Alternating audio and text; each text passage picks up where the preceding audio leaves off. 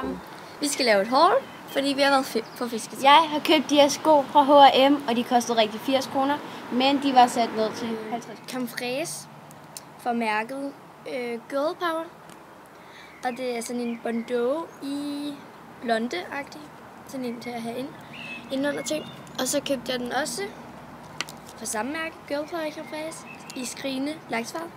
Og de begge to koster sådan en buksestræk på. Og den koster 260 kroner, og den er for Only med sådan en lidt sjov